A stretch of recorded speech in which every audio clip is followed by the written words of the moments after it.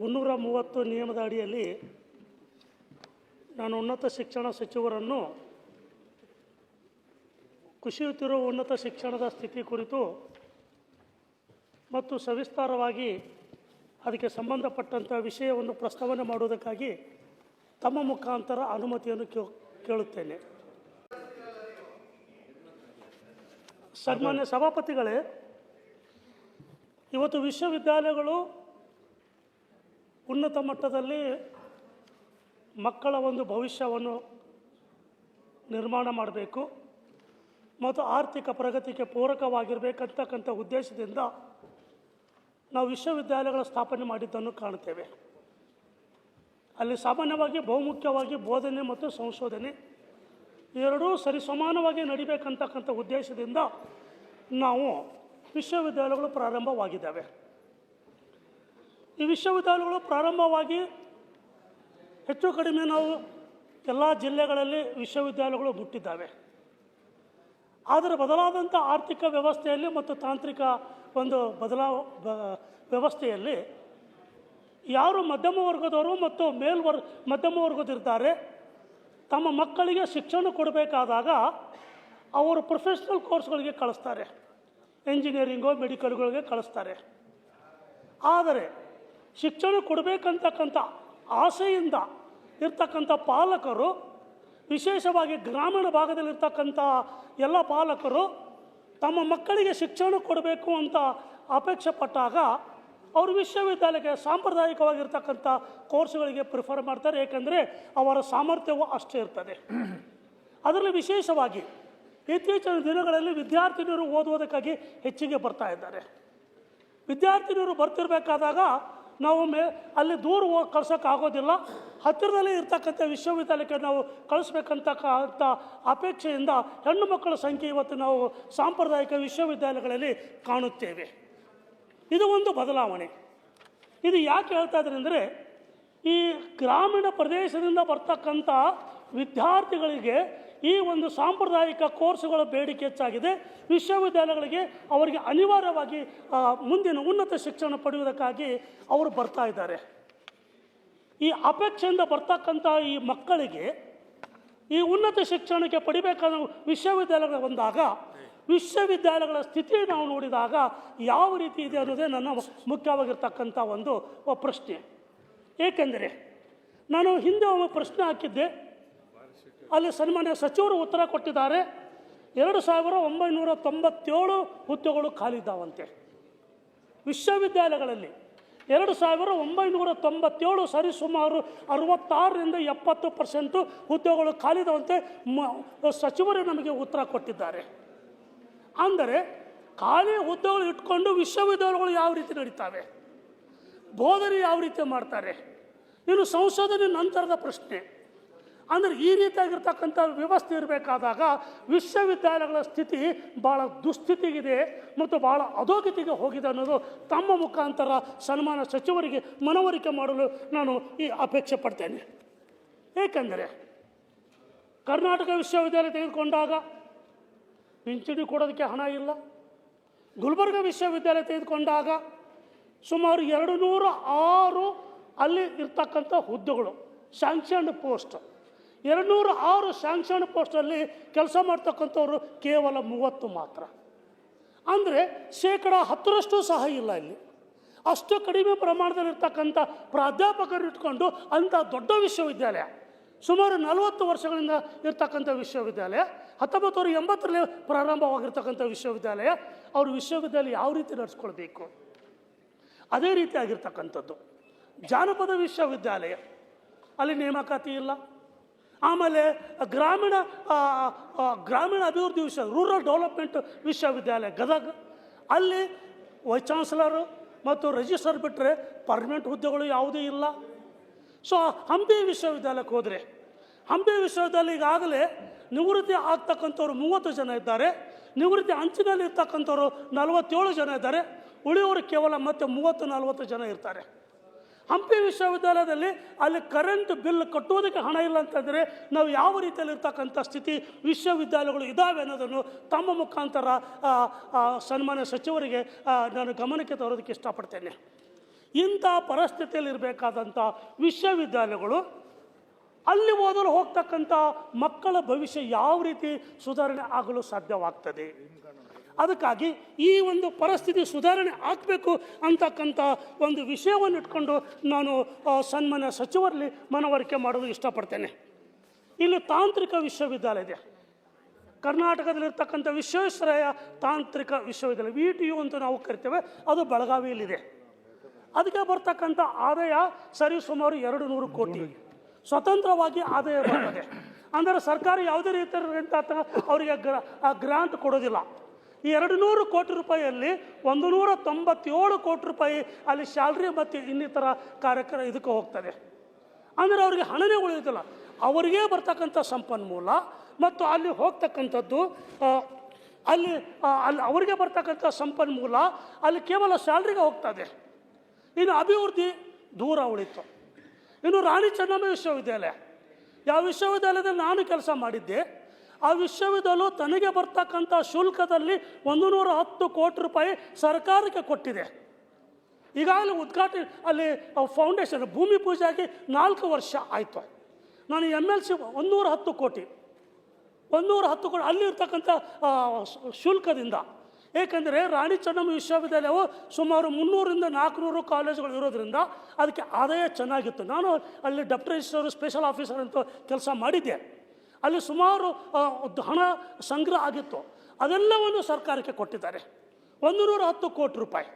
ಅದು I think 4 ವರ್ಷಗಳಿಂದಲೇ ಭೂಮಿ ಪೂಜೆ ಆಗಿತ್ತು. ಇನ್ನೂ ಹೊಸ ಕ್ಯಾಂಪಸ್ಗೆ ಹೋಗೋಕ್ಕೆ ಆಗ್ತಾಯಿಲ್ಲ. ಕ್ಯಾಂಪಸ್ ಯಾವಾಗ ಹೋಗೋದು? ಏಕೆಂದರೆ ಅಲ್ಲಿ ರಿಸರ್ವ್ ಫಾರೆಸ್ಟ್ದವರು ಒತ್ತಡ ಮಾಡ್ತಾ ಇದ್ದಾರೆ, ನೀವು ಕ್ಯಾಂಪಸ್ ಖಾಲಿ ಮಾಡಿ ಅಂತ. ಮತ್ತು ಇಲ್ಲಿ ಹೊಸ ಕ್ಯಾಂಪಸ್ ರೆಡಿ ಆಗ್ತಾ ಇಲ್ಲ. ನಾನು ಅಲ್ಲಿ ಹೋಗಿ ನೋಡಿದಾಗ ಆಗಲೇ ಒಮ್ಮೆ ನಾನು ಬೆಳಗಾವಿಯಲ್ಲಿ ಅವರಿಗೆ ಪ್ರಶ್ನೆ ಹಾಕಿದ್ದೆ. ಆವಾಗಲೂ ಸಹ ಅದರ ಬಗ್ಗೆ ನಾವು ಚರ್ಚೆ ಮಾಡಿದಾಗ, ಇಲ್ಲ ಸರ್ ಕಳಪೆ ಅಲ್ಲಿ ಕಾಮಗಾರಿ ಆಗ್ತಾಯಿದೆ, ದಯವಿಟ್ಟು ಅದರ ಬಗ್ಗೆ ಗಮನ ಹರಿಸಿ ಅಂತ ಹೇಳಿದಾಗ ಆಯ್ತಾಗ ಸಚಿವರು ಅದರ ಬಗ್ಗೆ ಆಸಕ್ತಿ ತೋರಿಸಿ ಅಲ್ಲಿ ಗುಣಮಟ್ಟದ ಒಂದು ಕಟ್ಟಡ ಬರೋದಕ್ಕಾಗಿ ಪ್ರಯತ್ನ ಮಾಡಿದ್ದಾರೆ ಅಂತ ನಾನಿಲ್ಲಿ ನಂಬಿದ್ದೇನೆ. ಆದರೆ ಕ್ಯಾಂಪಸ್ಸಿಗೆ ಹೋಗೋದು ಯಾವಾಗೆ? ಅಲ್ಲೂ ದೊಡ್ಡ ವಿಶ್ವವಿದ್ಯಾಲಯ 400 ಅಫಿಲಿಯೇಟೆಡ್ ಕಾಲೇಜ್ ಇದ್ದಾವೆ. 400 ಅಫಿಲಿಯೇಟೆಡ್ ಕಾಲೇಜ್ ಇರ್ತಕ್ಕಂಥ ಈ ಸೊ ಇಂಥ ಪರಿಸ್ಥಿತಿಯಲ್ಲಿರ್ತಕ್ಕಂಥ ವಿಶ್ವವಿದ್ಯಾಲಯಗಳಿಗೆ ನಾವು ಯಾವ ರೀತಿಯಾಗಿರ್ತಕ್ಕಂಥ ಒಂದು ನೆಲೆಗಟ್ಟು ಕೊಡಲು ಸಾಧ್ಯವಿದೆ ಅನ್ನೋದೇ ನನ್ನ ಮೂಲ ಉದ್ದೇಶ. ಹಾಗಾಗಿ ನಾನು ಬರ್ತಕ್ಕಂಥದ್ದು ಏನಂದರೆ, ಇವತ್ತು ಹಳೆ ವಿಶ್ವವಿದ್ಯಾಲಯಗಳಿಗೆ ಪಿಂಚಣಿ ಕೊಡಲು ಆಗ್ತಾಯಿಲ್ಲ, ಅಲ್ಲಿ ಖಾಲಿ ಇರ್ತಕ್ಕಂಥ ಹುದ್ದೆಗಳು ಭರ್ತಿ ಆಗ್ತಕ್ಕಿಲ್ಲ, ಸರಿಯಾದ ಅನುದಾನ ಬರ್ತಾಯಿಲ್ಲ ಮೂಲಭೂತ ಸೌಕರ್ಯಗಳ ಅಭಿವೃದ್ಧಿಗಾಗಿ. ಮತ್ತು ಮಕ್ಕಳಲ್ಲಿ ಓದೋದಕ್ಕೆ ಬಂದಂಥ ಈ ಮಕ್ಕಳಿಗೆ ಯಾವ ರೀತಿಯಾಗಿರ್ತಕ್ಕಂಥ ನಾವು ಭವಿಷ್ಯವನ್ನು ನಿರ್ಮಾಣ ಮಾಡಲು ಸಾಧ್ಯವಾಗುತ್ತದೆ, ಅದಕ್ಕೆ ತಮ್ಮ ಮುಖಾಂತರ ಇದಕ್ಕೆ ಉತ್ತರ ಬಯಸಿ ನಾನು ಆಮೇಲೆ ನಂತರ 1-2 ನಿಮಿಷ ಮಾತನಾಡ್ತೇನೆ. ಸಂಸದರ ನಂತರ ಬರ್ತೇನೆ. ಉನ್ನತ ಶಿಕ್ಷಣ ಸಚಿವರು. ಮಾನ್ಯ ಸಭಾಪತಿಗಳೇ, ಗೌರವಾನ್ವಿತ ಸದಸ್ಯರು ಹೇಳಿರ್ತಕ್ಕಂಥ ವಿಚಾರ ಈಗಾಗಲೇ ಹಲವಾರು ಬಾರಿ ನಾವು ಚರ್ಚೆ ಮಾಡಿದ್ದೀವಿ. ಈಗಾಗಲೇ ಸರ್ಕಾರ ಏನು ಮೂಲಭೂತವಾಗಿ ಈಗ ಅವರು ಹೇಳಿರ್ತಕ್ಕಂಥದ್ದು ನಮ್ಮ ಸಾರ್ವಜನಿಕ ವಿಶ್ವವಿದ್ಯಾಲಯಗಳ ಪರಿಸ್ಥಿತಿ. ಈಗ ಇದರಲ್ಲಿ ನಮ್ಮಲ್ಲಿ 32 ವಿಶ್ವವಿದ್ಯಾಲಯಗಳಲ್ಲಿ ಈಗ ವಿಶೇಷ ವಿಶ್ವವಿದ್ಯಾಲಯಗಳಿದ್ದಾವೆ. ಕನ್ನಡ ವಿಶ್ವವಿದ್ಯಾಲಯ, ಜನಪದ ವಿಶ್ವವಿದ್ಯಾಲಯ, ಸಂಸ್ಕೃತ ವಿಶ್ವವಿದ್ಯಾಲಯ ಮತ್ತು ನಮ್ಮ ಗಂಗೂಬಾಯಿ ಹಾನಗಲ್ ಸಂಗೀತ ವಿಶ್ವವಿದ್ಯಾಲಯ. ಇದ್ರ ಜೊತೆಗೆ ಈಗ UVC ಅದು ಪ್ರತ್ಯೇಕವಾಗಿ IIT ಮಾದರಿಯಲ್ಲಿ ಅದನ್ನು ಒಂದು ಸ್ವಲ್ಪ ಪ್ರತ್ಯೇಕ ವಿಶ್ವವಿದ್ಯಾಲಯ ಇದಾಗಿದೆ. ಮತ್ತು ಬಾಬಾ ಸಾಹೇಬ್ ಅಂಬೇಡ್ಕರ್ ಅವರ BR Ambedkar school of economics ಅದನ್ನು ಒಂದು ವಿಶ್ವವಿದ್ಯಾಲಯ ಆಗಿದೆ. ಈಗ ಇರ್ತಕ್ಕಂಥದ್ದು ವಿಶ್ವವಿದ್ಯಾಲಯದ ವಿಚಾರಗಳು ಬಂದಾಗ ಅದಕ್ಕೆ ಸ್ವಾಯತ್ತತೆ, ಅದಕ್ಕೆ ಅಟಾನಮಿ ಇರ್ತದೆ. ಮತ್ತು ಈಗ ನಡೆದು ಬಂದಿರತಕ್ಕಂಥದ್ದು 100 ವರ್ಷ ಇತಿಹಾಸ ಇರ್ತಕ್ಕಂಥ ಮೈಸೂರು ವಿಶ್ವವಿದ್ಯಾಲಯದಿಂದ ಹಿಡಿದು ಇತ್ತೀಚೆಗೆ ಆಗಿರ್ತಕ್ಕಂಥ ವಿಶ್ವವಿದ್ಯಾಲಯಗಳು ನೋಡಿದಾಗ ಎಲ್ಲ ವಿಶ್ವವಿದ್ಯಾಲಯಗಳು ತನ್ನ ಸ್ವಂತ ಸಂಪನ್ಮೂಲಗಳನ್ನು ಕ್ರೋಢೀಕರಣ ಮಾಡಿಕೊಂಡು ಇವತ್ತು ವಿಶ್ವವಿದ್ಯಾಲಯದ ಚಟುವಟಿಕೆಗಳು ಆಗ್ತಕ್ಕಂಥದ್ದು. ಹಿಂದೆ UGC ಭಾಳಷ್ಟು ಸಂಶೋಧನೆಗೆ ಪ್ರೋತ್ಸಾಹ ಕೊಡ್ತಕ್ಕಂಥ ಪದ್ಧತಿ ಇತ್ತು. ಈಗ ಅದು ಕಳೆದ 10-12 ವರ್ಷಗಳಿಂದ ಬೇರೆ ರೀತಿ ಮಾರ್ಪಾಡಾಗಿರ್ತಕ್ಕಂಥದ್ದಾಗಿದೆ. ಈಗ ಇಲ್ಲಿ ಮೂಲಭೂತವಾಗಿರ್ತಕ್ಕಂಥದ್ದು ವಿಶ್ವವಿದ್ಯಾಲಯಗಳ ಸಂಖ್ಯೆ ಜಾಸ್ತಿ ಆದಂಥ ಸಂದರ್ಭದಲ್ಲಿ ಮೂಲವಾಗಿರ್ತಕ್ಕಂಥ ವಿಶ್ವವಿದ್ಯಾಲಯಗಳ ಆಡಳಿತ ಒಂದು ಆದಾಯ ಇವತ್ತು ಕಡಿತ ಆಗಿರ್ತಕ್ಕಂಥದ್ದು. ಏನಾಗಿದೆ, ದೊಡ್ಡ ದೊಡ್ಡ ವಿಶ್ವವಿದ್ಯಾಲಯಗಳ ಆ ಪರಿಕಲ್ಪನೆ ಏನಿತ್ತು, 800 ಎಕರೆ 1200 ಎಕರೆ ಬೆಂಗಳೂರು ವಿಶ್ವವಿದ್ಯಾಲಯ ದೊಡ್ಡ ಮಟ್ಟದ ಕ್ಯಾಂಪಸ್ ಒಂದು ವ್ಯವಸ್ಥೆ ಏನು ವಿದೇಶಗಳಲ್ಲಿ ಆ ಹಿಂದೆ ಕಂಡಂಥ ವಿಶ್ವವಿದ್ಯಾಲಯಗಳ ಮಾದರಿಯಲ್ಲಿ ಇಲ್ಲಿ ಪ್ರತಿಯೊಂದು ವಿಶ್ವವಿದ್ಯಾಲಯ 800 ಎಕರೆ, ಈಗ ನಮಗೆ ಗುಲ್ಬರ್ಗಲ್ಲಿ 850 ಎಕರೆ ವಿಶ್ವವಿದ್ಯಾಲಯ. ಈ ರೀತಿ ಒಂದೊಂದು ವಿಶ್ವವಿದ್ಯಾಲಯ ಅದರ ವಿಸ್ತೀರ್ಣ ಏನಾಗಿದೆ, ಅಲ್ಲಿ ಕಾಲಕ್ರಮೇಣ ಅಲ್ಲಿ ಮೂಲಭೂತ ಸೌಲಭ್ಯಗಳನ್ನು ಒದಗಿಸ್ಕೊಂಡು ವಿಶ್ವವಿದ್ಯಾಲಯಗಳು ಸ್ಥಾಪನೆ ಆಗಿತ್ತು. ಆದರೆ ಬೇಡಿಕೆಗಳು ಜಿಲ್ಲಾವಾರು ಮತ್ತು ಬೇರೆ ಬೇರೆ ರೀತಿಯಾದಂಥ ಭಾವನಾತ್ಮಕ ಬೇಡಿಕೆಗಳ ಅನುಗುಣವಾಗಿ ಸರ್ಕಾರಗಳು ಬಹುಶಃ ಒಂದು ಮುಂದಾಲೋಚನೆ ಅಥವಾ ಈ ವಿಶ್ವವಿದ್ಯಾಲಯಗಳು ಯಾವ ರೀತಿ ಆಡಳಿತ ನಡೆಸಲಿಕ್ಕೆ ಸಾಧ್ಯ ಇದೆ ಅಂತಕ್ಕಂಥದ್ದನ್ನು ಬಹುಶಃ ಆಳವಾಗಿ ಅಧ್ಯಯನ ಮಾಡದೆ ಆ ಒಂದು ಸಂದರ್ಭಕ್ಕೆ ತೆಗೆದುಕೊಂಡಂಥ ತೀರ್ಮಾನಗಳ ಪರಿಣಾಮ ಇವತ್ತು ಬಹಳಷ್ಟು ವಿಶ್ವವಿದ್ಯಾಲಯಗಳಲ್ಲಿ ಒಂದು ಆದಾಯದ ಕೊರತೆ ಆಗಿದೆ. ಪಿಂಚಣಿ ಕೊಡುವಂಥ ಪರಿಸ್ಥಿತಿಯಲ್ಲಿ ಇವತ್ತು ಭಾಳಷ್ಟು ಈಗ 4-5 ವಿಶ್ವವಿದ್ಯಾಲಯಗಳು ಪಿಂಚಣಿಯ ಸಮಸ್ಯೆ ಪ್ರತಿ ಬಾರಿ ಇಲ್ಲಿ ಕೂಡ ಭಾಳಷ್ಟು ಚರ್ಚೆ ಮಾಡ್ತಾ ಇದ್ದೀವಿ. ಮಾನ್ಯ ಸದಸ್ಯರು ಹೇಳಿದಾಗೆ ಸಂಶೋಧನೆಗೆ ಯಾವುದೇ ರೀತಿ ಇಲ್ಲಿ ಪರ್ಮನೆಂಟ್ ಫ್ಯಾಕಲ್ಟಿ ಇಲ್ಲ ಅಂದರೆ ಸಂಶೋಧನೆ ಆಗಲಿಕ್ಕೆ ಸಾಧ್ಯ ಇಲ್ಲ. ಅದು ಖಂಡಿತ ಅದು ಹಿನ್ನಡೆ ಆಗಿದೆ. ಅದನ್ನು ನಾವು ಗಮನದಲ್ಲಿ ಇಟ್ಕೊಂಡು ಸಹ ನಾವು ಅದನ್ನು ಯಾವ ರೀತಿ ಮಾಡಬೇಕು ಅಂತಕ್ಕಂಥದ್ದು ಮಾಡ್ತಾ ಇದ್ದೀವಿ. ಇನ್ನು ಉಳಿದಾಗೆ ಈಗ ರಾಣಿ ಚೆನ್ನಮ್ಮ ಬಗ್ಗೆ ಹೇಳಿದ್ರು, ಇವೆಲ್ಲ ಹೇಳಿದ್ರು. ಅವ್ರು ಹೇಳಿದ ನಂತರ ಈಗ ನಾವು ಅದಕ್ಕೆ ಈಗಾಗಲೇ ಅಂತಿಮ ಫಿನಿಶಿಂಗ್ ಸ್ಟೇಜಲ್ಲಿದೆ. ಈಗಾಗಲೇ ಏನು PM ಉಷಾ ಸ್ಕೀಮಲ್ಲಿ 100 ಕೋಟಿ ರೂಪಾಯಿ ರಾಣಿ ಚೆನ್ನಮ್ಮಗೆ ನಾವು ಕೊಡುವಂಥದ್ದಾಗಿದೆ. ಅದರಲ್ಲಿ ಕೇಂದ್ರ ಸರ್ಕಾರದ 60%, ರಾಜ್ಯ ಸರ್ಕಾರದ 40 ಪಾಲು, ಅದರಲ್ಲೂ ಇನ್ನೂ 1-2 ಬ್ಲಾಕ್ ಕಟ್ಟುವಂಥ ಕೆಲಸಕ್ಕೂ ಚಾಲನೆ ಕೊಟ್ಟಿದ್ದೀವಿ. ಅದು ಪ್ರಾರಂಭ ಆಗಿದೆ. ಆದಷ್ಟು ಬೇಗ ಅಲ್ಲಿ ಈಗ ಮುಕ್ತಾಯ ಹಂತದಲ್ಲಿದೆ. ಅಲ್ಲಿ ಕ್ಯಾಂಪಸನ್ನು ಅಲ್ಲಿಗೆ ಶಿಫ್ಟ್ ಮಾಡುವಂಥದ್ದು ಮಾಡ್ತಾ ಇದ್ದೀವಿ. ಮತ್ತು ರಸ್ತೆ ಸಂಪರ್ಕ ಇರಲಿಲ್ಲ ಅಲ್ಲಿ, ಸ್ವಲ್ಪ ಆ ಭಾಗದ ಗ್ರಾಮಸ್ಥರ ಸಮಸ್ಯೆ ಇತ್ತು. ಅಲ್ಲಿ ನಮಗೆ ರಸ್ತೆ ಓಡಾಡಕ್ಕೆ ಬಿಡಬೇಕು ಅಂಥೇಳಿ ಭಾಳಷ್ಟು ಗೊಂದಲ ಇತ್ತು. ಅದನ್ನು ಕೂಡ ನಾವು ಅವರಿಗೆ ಒಂದು ಸಮಸ್ಯೆ ಪರಿಹಾರ ಮಾಡಬೇಕು ಅಂತಕ್ಕಂಥ ಜೊತೆಗೆ 9.25 ಕೋಟಿ ರೂಪಾಯಿ ಇಲ್ಲಿ ಮುಖ್ಯ ರಸ್ತೆಯಿಂದ ಅಲ್ಲಿಗೆ ರಸ್ತೆ ಸಂಪರ್ಕ ಮಾಡುವಂಥದ್ದಕ್ಕೂ ನಾವು PWD ಮುಖಾಂತರ ಮಾನ್ಯ PWD ಸಚಿವರನ್ನು ವಿನಂತಿ ಮಾಡಿಕೊಂಡಾಗ ಅವರು ಕೊಟ್ಟಿದ್ದಾರೆ. ಅದು ಕೂಡ ಕಾಮಗಾರಿ ಪ್ರಾರಂಭ ಆಗಿದೆ. ಅದರಿಂದ ಇವತ್ತು ಅಲ್ಲಿ ರಾಣಿ ಚೆನ್ನಮ್ಮ ಏನು ವಿಶ್ವವಿದ್ಯಾಲಯವನ್ನು ಕಿತ್ತೂರು ರಾಣಿ ಚೆನ್ನಮ್ಮ ಹೋಯ್ತು, ಈಗ ಕಿತ್ತೂರು ರಾಣಿ ಚೆನ್ನಮ್ಮ ಹೊಸ ಹೆಸರಾಗಿರ್ತಕ್ಕಂಥದ್ದನ್ನು ಈಗ ಅಲ್ಲಿ ಅವರು ಏನು ಮಾನ್ಯ ಸದಸ್ಯರು ಹೇಳಿದಂಥ ವಿಚಾರವನ್ನು ಈಗಾಗಲೇ ಆದಷ್ಟು ಬೇಗ ಮಾಡ್ತೀವಿ. ಮತ್ತು ಇನ್ನೊಂದು ಹಳೆ ಕ್ಯಾಂಪಸ್ದು ಬಹುಶಃ ತಾವಲ್ಲಿ ಕೆಲಸ ಮಾಡಿದ್ದೀರಿ ಅಂತ ಹೇಳಿದ್ರಿ. ಬಹುಶಃ ಇದು ಯಾರೂ ಆಳುವಾಗಿ ಅಧ್ಯಯನ ಮಾಡಿಲ್ಲ. ಆ ಹಳೆ ಕ್ಯಾಂಪಸ್ದು ಅರಣ್ಯ ಇಲಾಖೆ ಬಹುಶಃ ನನ್ನ ಪ್ರಕಾರ ಅವರು ವಿನಾಕಾರಣ ಅಲ್ಲಿ ನಮ್ಮನ್ನು ಅಲ್ಲಿಂದ ಸ್ಥಳಾಂತರ ಮಾಡುವಂಥ ಕೆಲಸವನ್ನು ಮಾಡ್ತಾ ಇದ್ದಾರೆ. ಅಲ್ಲಿ ಪೋಸ್ಟ್ ಗ್ರಾಜುಯೇಟ್ ಸೆಂಟರ್ ಇದೆ ಮತ್ತು ಇದೆಲ್ಲ ಆಫೀಸೆಲ್ಲ ಇದೆ ಅಲ್ಲಿ. ಇಲ್ಲ ಹೇಳ್ತೀನಿ ಕೇಳಿ, ಹಿಂದೆ ಆ ಜಾಗ ತೊಗೊಂಡಾಗ FC ತೊಗೊಂಡಿದ್ದಾರೆ, ಫಾರೆಸ್ಟ್ ಕ್ಲಿಯರೆನ್ಸ್ ತೊಗೊಂಡು ಪರ್ಯಾಯವಾಗಿ ಅದಕ್ಕೆ ಜಾಗ ಕೊಟ್ಟು ಹಣ ಕೊಟ್ಟಿದ್ದಾರೆ. ಇಷ್ಟೆಲ್ಲ ಆದಮೇಲೆ ಯಾಕೆ ನಮ್ಮದು ಇಲಾಖೆ ಜಾಗ ಅಂತ ಹೇಗೆ ಹೇಳ್ತಾರೆ? FC ಆದಮೇಲೆ ನಾನು ಒಂದು ಸತಿ ಅದನ್ನು ರಿವ್ಯೂ ಮಾಡೋವಂಥ ಸಂದರ್ಭದಲ್ಲಿ ನಾನು ನಮ್ಮ VC ಅವ್ರಿಗೆ ಹೇಳಿ, ಇಲ್ಲ ಇದನ್ನು ನೀವು ಏನೋ ಎಡವಟ್ಟಿದೆ, ಇದರಲ್ಲಿ ಏನೋ ಒಂದು ಕಡೆ ಎರರ್ ಆಗಿದೆ, ಯಾರೋ ಸ್ವಲ್ಪ ಆಳವಾಗಿ ಇದನ್ನು ಅಧ್ಯಯನ ಮಾಡಿದಿರಾ ಮತ್ತೊಂದು ಕ್ಯಾಂಪಸ್ ಮಾಡುವಂಥ ಕೆಲಸ ಆಗಿದೆ. ಸುಮಾರು ಅಲ್ಲಿ ಬಿಲ್ಡಿಂಗ್ಸ್ ಆಗಿ ಸುಮಾರಲ್ಲಿ ಬಂಡವಾಳ ಈ ವಿಶ್ವವಿದ್ಯಾಲಯದಿಂದ ಹಾಕಿರ್ತಕ್ಕಂಥದ್ದಾಗಿದೆ. ಈಗ ಅದು ಕೂಡ ನಾನು ಜಿಲ್ಲಾಧಿಕಾರಿಗಳಿಗೆ ಮಾತಾಡಿ ಈಗ ಅದು ಕೂಡ ಒಂದು ಹಂತಕ್ಕಿದೆ. ನಾವು ಅಲ್ಲೇ ಆ 60 ಎಕರೆ ಉಳಿಸ್ಕೊಳ್ಳೋವಂಥದ್ದು ಮಕ್ಕಳಕ್ಕೂ ನಾವು ಪ್ರಯತ್ನ ಮಾಡ್ತಾ ಇದ್ದೀವಿ. ಅಲ್ಲೇ ಪೋಸ್ಟ್ ಗ್ರಾಜುಯೇಟ್ ಸೆಂಟರ್ನ ಅಲ್ಲೇ ಒಂದು ಉಳಿಸೋವಂಥದ್ದಕ್ಕೂ ಆಲೋಚನೆ ಇದೆ. ಅದರಿಂದ ಬಹುಶಃ ಇದೊಂದು ಗೊಂದಲ ಆಗಿ ಸ್ವಲ್ಪ ಅಲ್ಲಿ ಮತ್ತೊಂದು ಹೊಸ ಜಾಗ ಹುಡುಕುವಂಥ ಪರಿಸ್ಥಿತಿ, ಇಷ್ಟೆಲ್ಲ ಕೋಟ್ಯಾಂತರ ರೂಪಾಯಿ ಖರ್ಚು ಮಾಡುವಂಥ ಒಂದು ಪರಿಸ್ಥಿತಿ ಉದ್ಭವ ಆಗಿತ್ತು. ಅದರಿಂದ ಆ ಒಂದು ವಿಚಾರ. ಅದರಿಂದ ಇನ್ನು ಉಳಿದಾಗೆ ನಾವು ಶಿಕ್ಷಣದ ಗುಣಮಟ್ಟವನ್ನು ಹೆಚ್ಚು ಮಾಡುವಂಥದ್ದಕ್ಕೆ ಹಲವಾರು ಕಾರ್ಯಕ್ರಮಗಳನ್ನ ಹಮ್ಮಿಕೊಂಡಿದ್ದೀವಿ. ಗೌರವಾನ್ವಿತ ಸಚಿವರು ಅವರು ನನ್ನಾಗೆ ಪ್ರಾಧ್ಯಾಪಕರು ಇದ್ದವರು, ನಾನು ಅವರಿಗೆ ಬಿಡ್ತಾ ಇಲ್ಲ, ಅವರು ನಮಗೂ ಬಿಡ್ತಾ ಇಲ್ಲ. ಸೊ ಹೀಗಾಗಿ ಅವರು ಕೊಟ್ಟಿರ್ತಕ್ಕಂಥ ಪ್ರಯತ್ನ ಮಾಡ್ತಾ ಇದ್ದಾರೆ. ಅವರು ಸಬ್ ಕಮಿಟಿ ಮಾಡಿದ್ದೇವೆ, ಕ್ಯಾಬಿನೆಟ್ ಕಮಿಟಿ ಮಾಡಿದ್ದೇವೆ ಅಂತ ಹೇಳಿದ್ದಾರೆ. ಆ ಕ್ಯಾಬಿನೆಟ್ ಕಮಿಟಿ ಯಾವಾಗ ಇನ್ನೂ ರಿಪೋರ್ಟ್ ಬರ್ತದೆ ಕಾಯ್ತಾ ಇದ್ದೀವಿ. ಇನ್ನೊಂದು ತಮ್ಮ ಮೂಲಕ ಒಂದು ಪಾಯಿಂಟ್ ಅವ್ರಿಗೆ ಗಮನಕ್ಕೆ ತರೋದಕ್ಕೆ ಇಷ್ಟಪಡ್ತೇನೆ. ವಿಶ್ವವಿದ್ಯಾಲಯಗಳಲ್ಲಿ ನೇಮಕಾತಿ ಮಾಡ್ಕೊಳ್ಬೇಕಾದಾಗ ಅಲ್ಲಿರ್ತಕ್ಕಂಥ ರೋಸ್ಟರ್ ಪದ್ಧತಿ ಏನಿದೆಯಲ್ಲ ಅದು ಬಹಳ ಇಲ್ಲಾಜಿಕ್ ಆಗಿದೆ, ಅನ್ಸೈಂಟಿಫಿಕ್ ಇದೆ. ಸಚಿವರೇ, ಸನ್ಮಾನ್ಯ ಸಚಿವರೇ, ಇಲ್ಲಿ ಅಪಾಯಿಂಟ್ಮೆಂಟ್ ಮಾಡ್ಕೋಬೇಕಾಗಿರ್ತಕ್ಕಂಥ ಪದ್ಧತಿ ಏನಿದೆಯಲ್ಲ ರೋಸ್ಟರ್ ಪದ್ಧತಿ ಅದು ಬಹಳ ತಪ್ಪಿದೆ. ಏಕೆಂದರೆ ಡಿಪಾರ್ಟ್ಮೆಂಟ್ ಆ್ಯಸ್ ಎ ಯೂನಿಟ್ ಆಗಿ ತೊಗೋತೀರಿ ನೀವು. ಒಂದು ಡಿಪಾರ್ಟ್ಮೆಂಟ್ ಅಂದರೆ ಒಬ್ಬ ಪ್ರೊಫೆಸರು, 2 ಅಸೋಸಿಯೇಟ್ ಪ್ರೊಫೆಸರ್ಸು, 3 ಜನ ಅಸಿಸ್ಟೆಂಟ್ ಪ್ರೊಫೆಸರ್ಸು, ಸಾಮಾನ್ಯವಾಗಿ ಒಂದು ಪ್ಯಾಟ್ರನ್ ಇದೆ. ನಾವು ಪ್ರೊಫೆಸರ್ ಅಸೋಸಿಯೇಟ್ ಪ್ರೊಫೆಸರ್ ಬಗ್ಗೆ ಮಾತಾಡ್ತಾ ಇಲ್ಲ. ಅಸಿಸ್ಟೆಂಟ್ ಪ್ರೊಫೆಸರ್ ತುಂಬಬೇಕಾದ್ರೆ ಅಲ್ಲೇ 3 ಹುದ್ದೆಗಳು ಇರ್ತವೆ ಸರ್. 3 ಹುದ್ದೆಗಳು ತುಂಬಬೇಕಾದಾಗ ಒಂದು ಪರಿಶಿಷ್ಟ ಜಾತಿ ಬರ್ತದೆ, ನಂತರ ಪರಿಶಿಷ್ಟ ಪಂಗಡ ಬರ್ತದೆ, ಇದು ಸಾಮಾನ್ಯ ವರ್ಗ ಬರ್ತದೆ, ಪರಿಶಿಷ್ಟ ಜಾತಿ, ಸಾಮಾನ್ಯ, ಪರಿಶಿಷ್ಟ ಪಂಗಡ. ಮತ್ತು ಮುಂದೆ ಕೆಟಗರಿಗೆ 1ಗೆ ಬರೋದೇ ಇಲ್ಲ.